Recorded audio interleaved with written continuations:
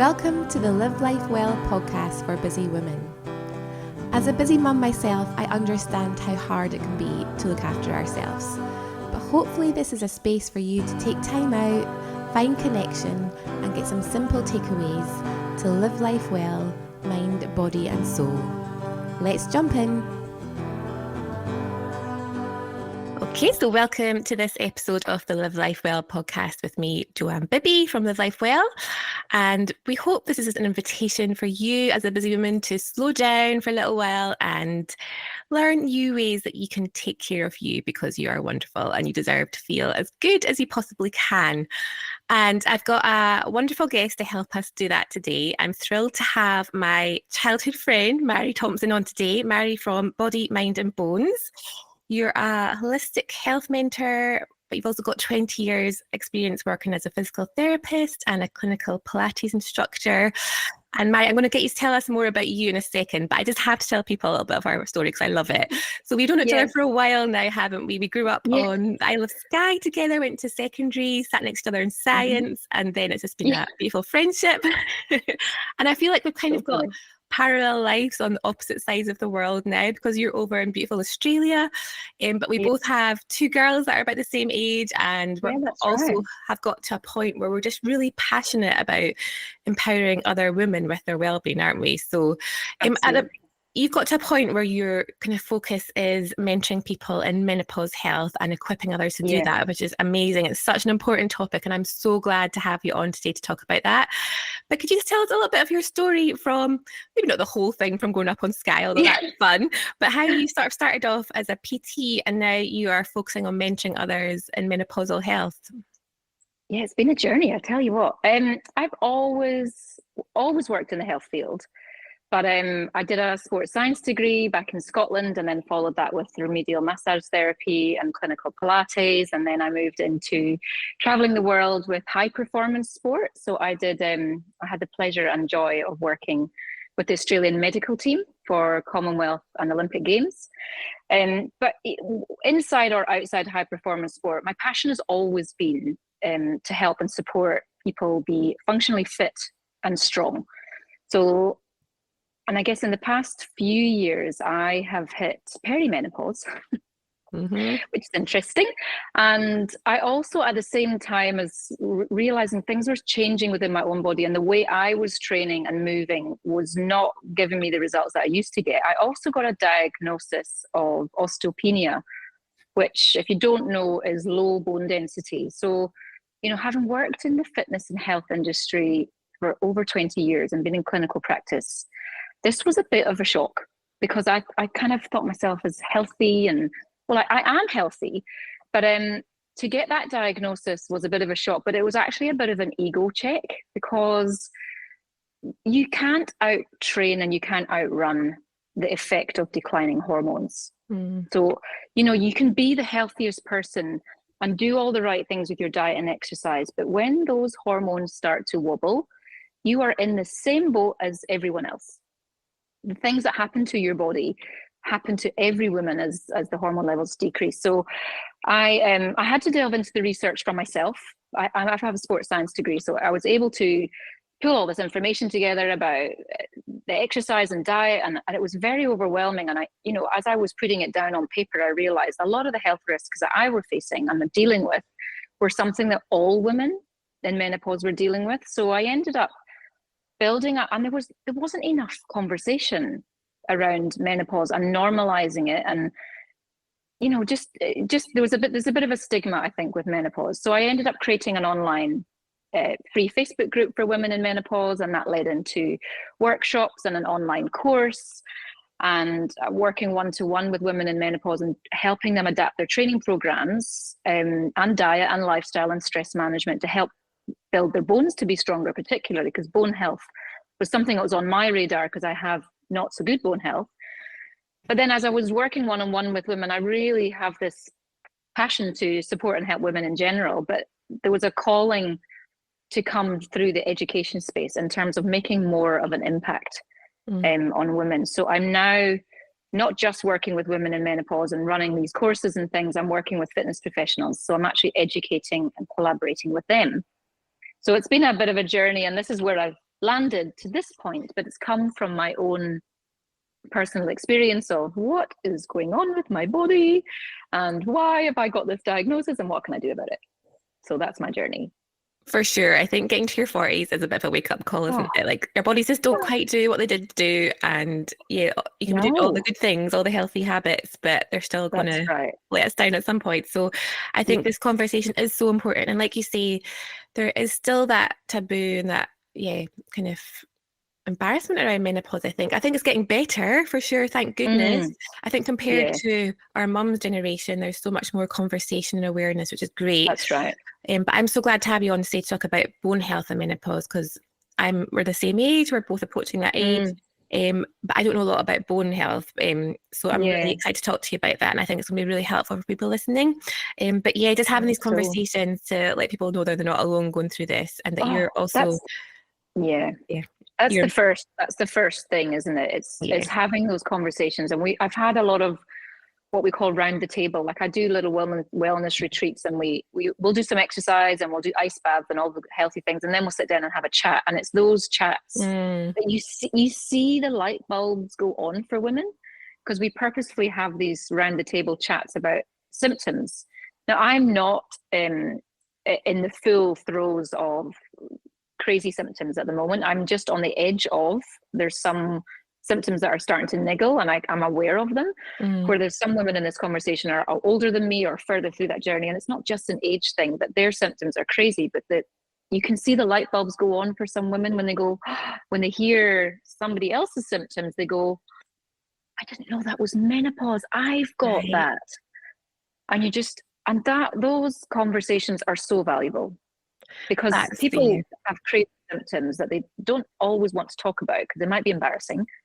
But to hear somebody candidly say something that they go, oh my God, that is me. And then it's not just me, is it? It's not just me. I'm not going crazy. That's exactly it's not my fault. And get rid of that shame around it, isn't it?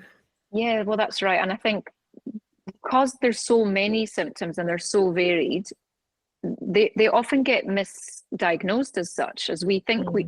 Some women who get that, the brain fog is a really big problem, and especially for women in corporate who potentially have big jobs and they've got a lot of important people to connect with and sitting in boardrooms and stuff. And if you can't remember somebody's name, like, it literally will escape you. You just think you've got like temporary amnesia, or you start going down the path of going, what is going on with my memory? Have I got Alzheimer's? And they start, Dr. Google is not very helpful.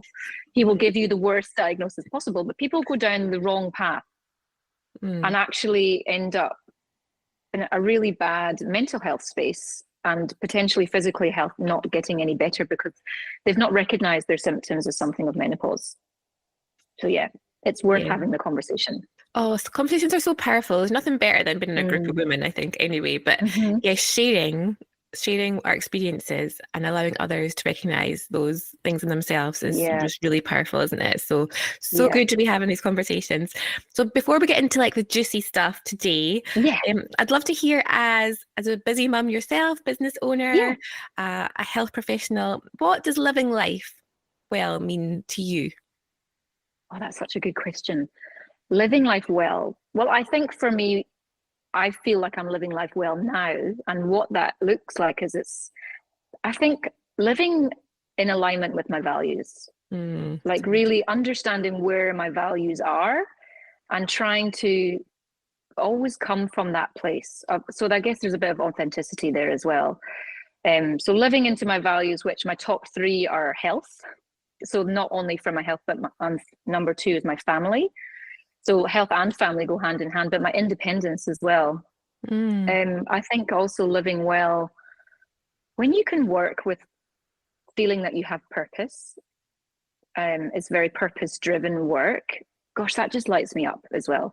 And then health that feels vibrant and energetic, and independence, that my other value is living with freedom and flexibility to live the way I want to live with my family, and have that freedom and flexibility to do it my way. So I think I am, I do believe, all of those things means I live life well. Brilliant. things, and I can see you're just in your sweet spot of finding what you're passionate about and able to help other people with that. And it's Yes. such an honor and privilege to find that thing that you love and get to do it Holy as your moly. job, isn't it? It doesn't feel like a job, Yeah. but you can also, it also gives you that freedom and flexibility to be with your family while you are Yeah. helping other women have health and vibrancy and energy, because energy is everything, isn't it? If we don't have Yeah. energy, we can't do anything. And I think we're both really passionate about ourselves being well and having energy to live life to the full, but also then equipping other women to have that. That's such a gift to discover for yourself with like healthy habits, how to take care of yourself. But then, yeah, equipping other people with that is just an honor, really, isn't it, to get to do that? Yeah, and look, it's such a journey to get to that point where you can feel you can live in alignment. And we all fall off the health wagon every now and again. But you know, the 80-20 rule is super important.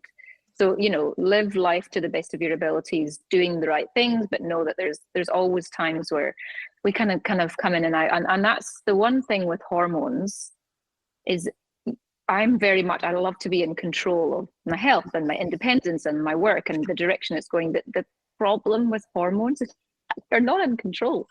And that is a really unnerving feeling. So to say that I'm in alignment with wobbly hormones, I think is quite a big thing. And hey, look, you might ask me in a year's time, I might not be so, you know, in alignment with everything. But for now, I feel like I'm hitting my stride now.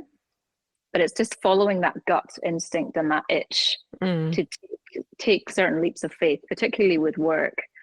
But yeah, like I said, staying true to your values is super important, and learning what they are. So it's learning about yourself, right? I think once you hit your 40s, you start to have more time to reflect on who you are and where you've come from, and tried that, it didn't work, and have the confidence to step forward into yourself a little bit more as well. Yeah, think about what you want the rest of your life to look like and count for. I think you get to that age and you're like, okay, I don't have forever left. So what do I want my life to stand for? And if you don't really know what your values are, I think that's such a powerful thing to do, to narrow them down, because that really helps me know what to spend my time on. There's a really good Brené Brown exercise that I'll link in the show notes. It's from her Dare to Lead book, isn't it? It's so good. So I'll share that. It's in my course. I'm sharing it in my course. Is it? Oh, amazing. It's such an important part of learning about yourself. Like reconnecting to yourself is understanding what your values are. And I had to go through the exercise too. Because if you'd asked me on the face of it, I was like, I don't know. But working through that list and then nutting it down to 2 or 3 is it's such an important thing. But then you get to sit with it and go, well, if they're my values, am I actually following them? And then that's that alignment thing, isn't it? You know that way off track with one of them, you're like, well, how can I try and pull it back in and get back on to the right path? So yeah, it's such a valuable exercise. Yeah, I love that you use that too. So yeah, we'll definitely share that. It's a really helpful tool, I think. So let's get into it. Menopausal bone health. Oh my goodness. Give us the lowdown, Mairi. So yeah, why is this important to talk about? Okay, well, it's important because annually, worldwide, there's 8.9 million fractures, so bone fractures happening. So that is a lot. That's every single year, 8.9 million or more. Now, 1 in 3 women over the age of 50, 1 in 3 will have an osteoporotic fracture. And it's a silent symptom of menopause. 20% of your bone loss happens in the menopause years, and 80% of the global statistics of who has osteoporosis are women over the age of 50. So we are the biggest demographic, and we are at extremely high risk because bone density loss happens to every single woman on the planet as you age. Doesn't mean every single woman's going to get osteoporosis or osteopenia, which is that kind of level, which is what I have. It's like a sliding graph scale. You know, your bone density is good at the top of the graph and then it slides down, and I've got osteopenia, so it's not great. And then osteoporosis is at the bottom, which means that you're at incredibly high risk or likelihood of fracturing. Now, the problem with the osteoporotic fractures is these fractures will happen doing day-to-day activities, like picking up the laundry basket. You can fracture your spine, because one of the telltale signs of osteoporosis is you can't, what they call loaded forward flexion. you need to avoid doing it. So if you don't know you've got it and you go and lift up a heavy laundry basket and twist and you've got osteoporosis, you could, not saying everybody could, but you can fracture doing day-to-day activities. And because it's a silent symptom of menopause, you don't know that your bone health is declining. So that's the scary thing about it. And it's, for me, in my position of, I've got a diagnosis of something and knowing the huge risks that all women have because of menopause, because estrogen is a main driver for building your bone density. And when you go through the menopause years, your estrogen levels drop. We're all at risk, and it's just raising that awareness of, so that's why it's super important to at least know it. That's pretty clear then, like it affects all of us, so we need to know about it, basically. Your bone health, yes, your bone health affects every single woman that's going to go through menopause. And if you're going through clinical menopause for anything, you've had to have a hysterectomy and all these things, you are at risk at whatever age you go through that. So menopause is, again, it's a sliding scale. There's no set date of when you're going to go through it. It's like your menstrual cycles when you're a teenager. There's no set age that you have it. It's round about a certain age, but you can go into early menopause symptoms from as early as 35. Yeah, and that's actually really important to mention because you're actually the first guest we've had on who's talking about menopause. So it's probably really important just to mention what it is, isn't it? It's, your menopause really only lasts a day. Is that right? You're the expert. You should be telling us this. So tell us, tell us what your menopause is in a nutshell. Well, you might have heard the term perimenopause. So there's perimenopause, there's menopause, and then there's postmenopause. Now, perimenopause is the time when your hormones start to wobble, and potentially it doesn't have to be at the same time that your menstrual cycle starts to change. Doesn't mean it stops, it can change. Now, I'm going to be very open. My menstrual cycle at the moment has now come closer together. So it's no longer a 28, yay, no longer a 28 cycle. So, but it's changed. So my hormone levels are starting to wobble. Now, perimenopause is the time when your hormones are like a roller coaster. They're sometimes up, they're sometimes down, and that's where you get most of the symptoms, and that's where most of the health risks come in. But it can last for 10 years. Fun times. It can last. Yes. So perimenopause is the wobbly hormones, wobbly menstrual cycles, symptomatic. Menopause, you're right, is a day, one day. And that day is measured when you've gone 12 months with no menstrual cycle.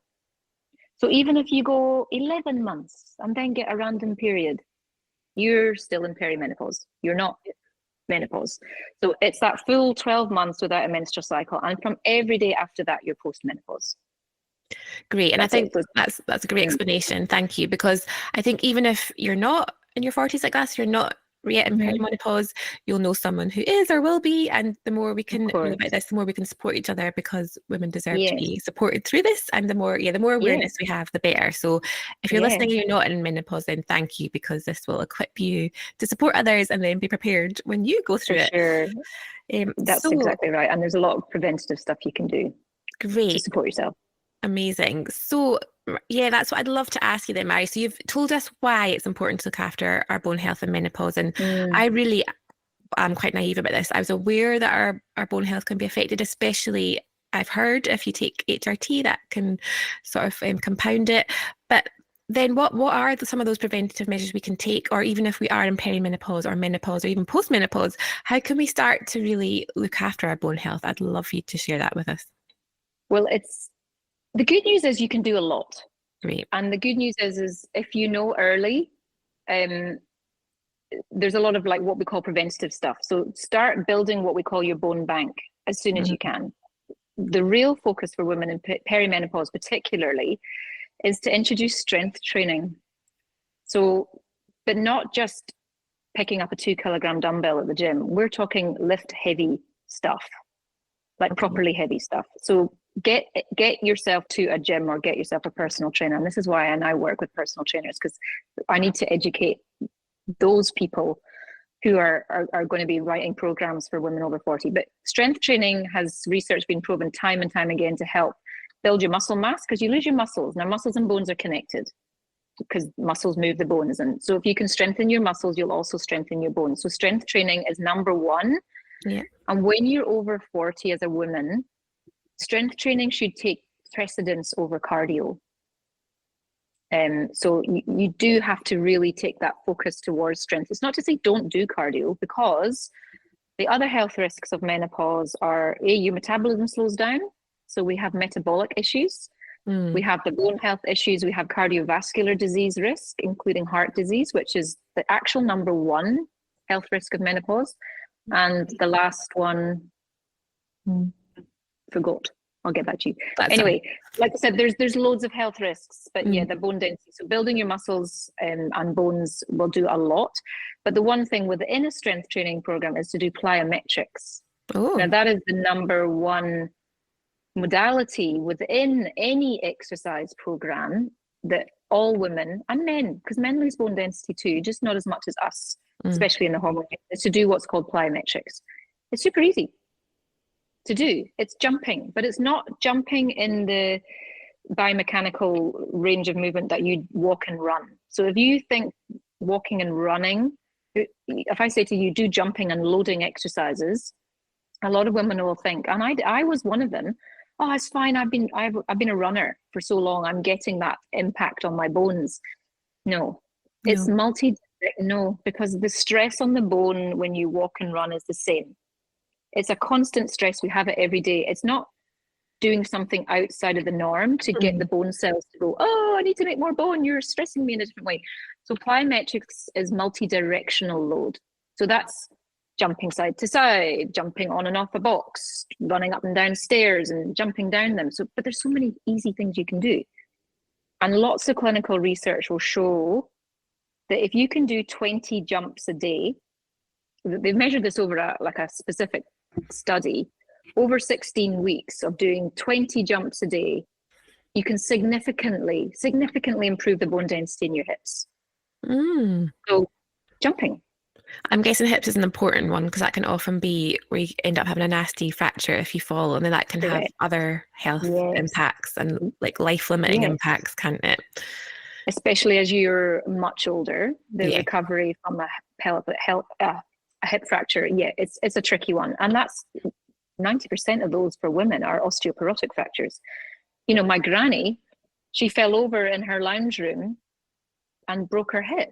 Yes, she was 89, or she was round about that age. But the key thing to know is your body should be able to withstand your own body weight falling. So if you have fractured a bone and you're our age, by just falling off a curb, tripping, and break a bone, I would be sending you straight to get a bone density scan, because your body should be able to withstand your own body weight's load from your height, if that makes sense. Like if you fall off a wall, of course, there's a higher degree of, there's a height I can expect you could potentially break a bone. But if you're breaking a bone from your standing height, so you trip and fall over a curb and break something, there's a high chance that your bone density is not where it should be. And they measure it, they do a bone density scan at your hips, at your lower back, and at your wrist. So that's the measure of where the most load and where they want to check whether your bone density is where it should be. That's really good to know, because I'm guessing, bless our overrun and overworked National Health Service, but not all GPs and nurses and doctors will be trained to specialise in menopause health. So I think it's good to know these things, to know what to ask for and how to advocate for yourself. Well, yes. If you've broken a bone, your GP should be asking what did you do? And that red flag should be going up if it's something that seems quite innocuous. For you to go and get further investigation, because it's not a standardized test over here in Australia. I imagine it's the same in the NHS in the UK. It's been such a long time since I lived there, but it's not a standardized test. So it's not something that you can go, I don't think you can go and ask your GP for one, unless you're in a high risk category. And actually, and that's the reason why I have osteopenia. So it's a good point to note, because what I have as a health condition is very prevalent for women in menopause, and it's a thyroid condition. So menopause is a wobble of hormones. Now your thyroid is a hormone thing, so it can all wobble. So a lot of women coming into menopause will get a thyroid issue. And I've had a thyroid problem for 10 years, and the medication I'm taking blocks the absorption of calcium. Oh, interesting. So that's probably the main driver as to why I have osteopenia. So I really wish my GP had told me of the risks of taking thyroid medication over the long term, especially for women coming into this stage of life. it's even worse because calcium's not being absorbed because of the medication, but estrogen is also falling off a cliff, and that means our bone density is going down as well. Wow. Wow, And that is so interesting. I know lots of my friends and family who have thyroid conditions, so this is so educational, empowering, and it's so important to do your research, I think. Like, be careful where you do your yeah, research. Like I say, don't just Google it, speak to people that know about it. no, that's But exactly right. like, educate yourself so you know what questions to ask and what to sort of Correct. fight for your Yeah. well-being. And I would say, well, yeah, I mean, from a personal perspective, I wish I had been told of the health risks of taking thyroid medication for the long term. So if you are a woman over the age of 40 listening to this and you've been on thyroid medication for a couple of years, if not more, I would be going to get a bone density scan.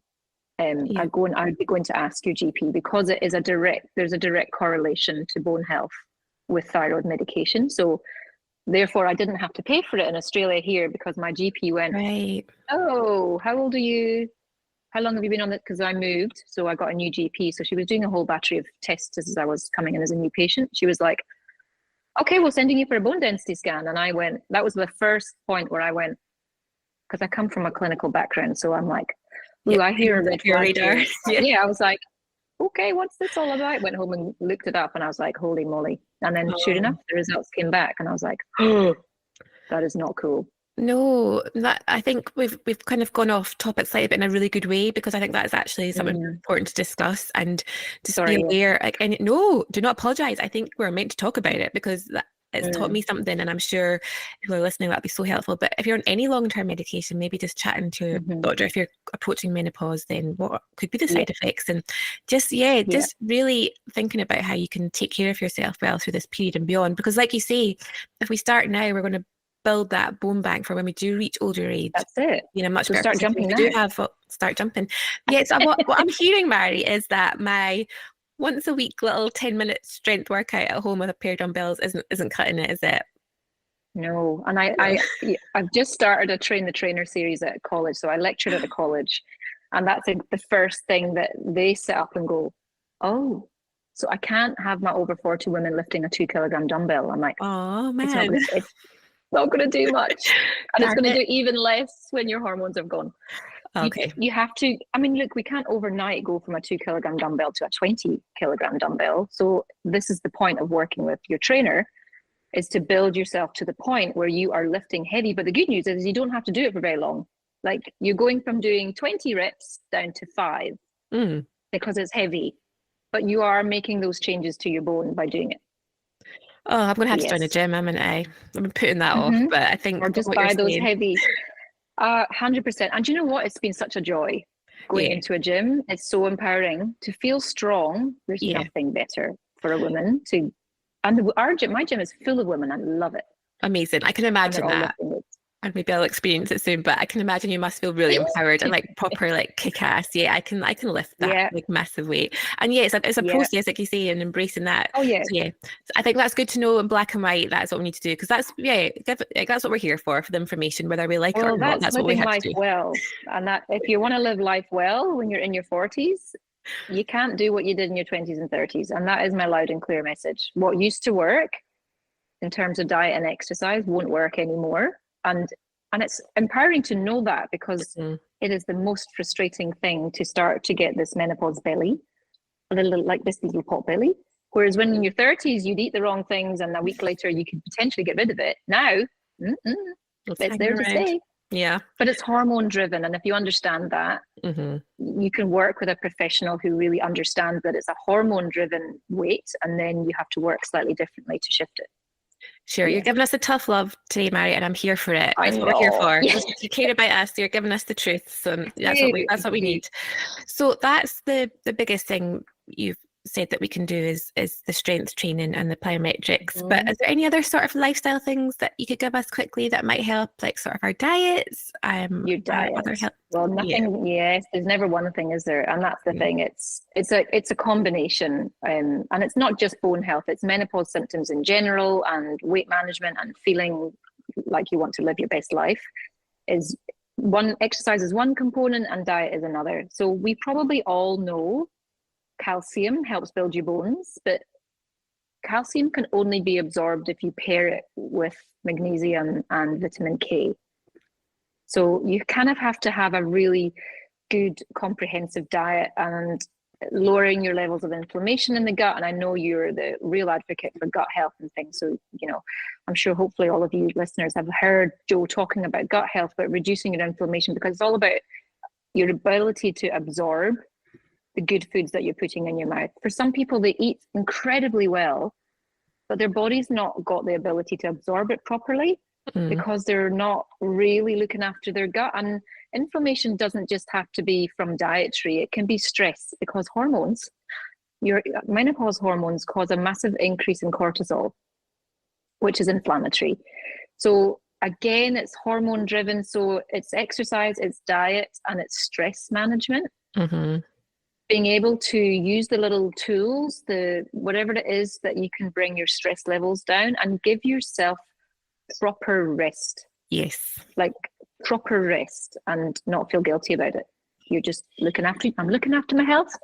You can hear it, you have me in the background going, Mairi said I need to rest. So yes. I'm going to go lie on the sofa now and do nothing. But yes, yeah. you do have to rest properly. But yeah, diet's a good one. So, all your calcium loaded foods like your sardines and your broccoli and your tofu, but you've got to then have your greens and your nuts and your seeds for your magnesium, and your dark chocolate. You can have that. Great. And your vitamin K comes in dark greens, but it also comes in a really good form in extra virgin olive oil. So if you just put loads of extra virgin olive oil over all your food, then you've got the real bone building combination of calcium, magnesium, and vitamin K.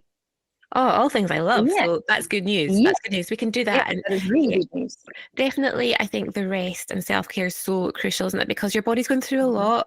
You're changing. You might be feeling frustrated about a lot of your symptoms, out of control with a lot of things. So I think balancing the exercise and eating well with good rest, like proper rest, and also active rest. So like doing things that engage your brain but allow your body to rest, isn't it? Because it's not just lying on the sofa watching Netflix all the time, which is fine sometimes, absolutely. But those things that soothe your nervous system. So reading, hobbies, crafts, connecting with others, music. There's so many things you can do that technically you can class them as meditative, because meditation is that real focused attention. Now I'm no good at sitting and just sitting, legs crossed and thinking of nothing. I can't do that, and a lot of people can't do that.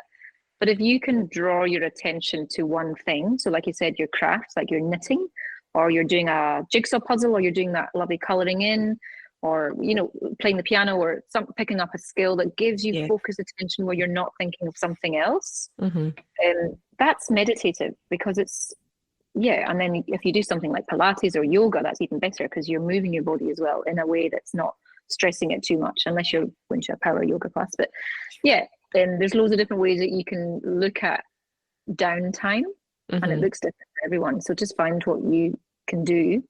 And sometimes it's 10 minutes. It doesn't have to be long. Absolutely. Those 10 minutes make a big difference. They just give your nervous system that little message that you're safe and you can relax, and that then switches on our digestion and helps us absorb all those gorgeous nutrients that are going to strengthen our bones. So it all works together, doesn't it? But we recognize the challenge in making time for these things, but I think it's just really important to get through this. For sure. Of our and we need to do it together and just all come together as a community, because it's not an easy time. Some women sail through menopause easily, and some really, really don't. And it's those people that, and do you know what? I think for sometimes it's a simple question you can ask your friends. Like it's the same thing as, are you okay? Do you think maybe there's some hormonal changes going on in your life? That's a question that I think us women should be asking our friends, especially if they seem a little bit out of character, or and it's just, you don't have to be the expert to ask the question. It's planting in their mind to go, do you think maybe your hormones might be wobbling a little bit, and what age are you kind of know the rough age where things can change, and it's just asking, are you okay? Do you want to talk, and have you considered that a lot of what you're feeling could be hormone driven? Definitely. Talk to each other, look after each other. It's important. And they're probably like, you're sort of moving away now from that one-to-one work with women, but there will be other great sort of menopause coaches and experts out there you can talk to. But tell us, Mairi, tell us more about the work you're doing now then. So you're, like I say, you moved away from that one-to-one work to then sort of multiply the impact you're having. You're equipping other sort of fitness professionals to then support menopausal women, which I think is amazing. You can have such a big impact that way. That's obviously you're based in Australia, I'm in the UK, but tell us maybe if we're a fitness professional listening, or we know others that are, and you think, I want them to learn this stuff so that they can help me and other women going through what I'm going through. How can we connect with you and find out more about the work you do? And just tell us a bit more about it. Yes, well, you're exactly right. I can do so much by talking one-to-one and teaching and training one-to-one. But if I knew that I needed to teach one-to-many, so the trainer work has come from that. So it's educating and collaborating with the fitness professionals who have their clients. I don't want to take clients away from their personal trainers, because there's a real joy in working globally online. So I've got an online course for women, but I also have an online course for fitness professionals, which of course you can do anywhere in the world. But you can never replace that one-to-one connection with a personal trainer or somebody that's supporting on your health journey. We all need a cheerleader. Yeah. So that's why I developed the course, is to empower them. So whoever is listening is to, do you have a personal trainer? Would you love them to be more clued up on menopause? Because the trainer is going to benefit from having clients who stick with them for the long term. But you as a woman over 40 are going to get much better results working with someone who knows what they're doing. So working in the education space, because there's no education, what our students say, no, there's very little education for fitness professionals or clinical therapists like me who've been in this industry for over 20 years to understand the nuances of hormones. And that's why I have online courses now. I run in-person masterclasses, which of course, if you're not local to me here in Australia, that's hard to get to. But the course is there, and I have an online membership as well, specific for fitness professionals. So my focus is to there, but my shout out to everyone here is to, if you have a personal trainer that you think would enjoy and benefit, and you benefit from having that training, then they can connect with me through my website, www.bodymindbones.com, or just bodymindbones.com. You'll get to the same place. And there's support and courses and things happening, what I'm doing in that space of fitness professionals. But I equally still have my online Facebook group for women, which is a free group that you can join, and I just kind of support and give tips and tricks, exercise and diet related within there. And there's a women's course as well. And so there's lots of ways that we can still work globally, but locally as well, and make that impact, but just empower. My passion is to build a nation of strong menopausal women. Yes. And I can't do it alone. So my plea is to shout out to fitness professionals to join this cause and to support their female 40 plus clients to be strong, because strength in body, mind and bones is where I'm at. So yeah. Come on, so good. And so if you're listening, let's become those strong menopausal women, and let's share the message, spread the word for Mairi, so more professionals can be trained properly in this and help. It benefits everyone. Absolutely. Yeah. My little tagline is, when women flourish, the world's a better place, because when we're in health, we make more of a difference. Like, we get to feel good and live life to the full, but then the impact, that ripple effect that has when women are well, just makes the world a better place, doesn't it? So let's do it. Let's spread the word. Tell your gyms, tell your PTs about the amazing work Mairi's doing. But I love, Mairi, that if you're a menopausal woman, we can still connect, and you've still got those online courses and groups as well. So that's fantastic, because I think so much that you've shared today is so helpful. And we'll share all the links to that and the notes and from the podcast. So thank you so much, Mairi. It's been amazing. Such good stuff. And I think the work you're doing is so kind of, like you say, unique. There's not enough of it, and it's so powerful. So we need to support that, absolutely. But just to end on a bit of a fun note, it's all fun.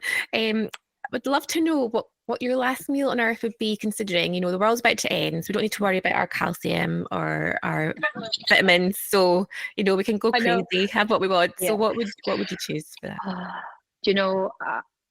When I was in Italy, went to Lake Garda, and I had the most amazing 3-ingredient dish, and it was buffalo mozzarella, tomatoes, and basil, or maybe 4 ingredients, and extra virgin olive oil. That salad.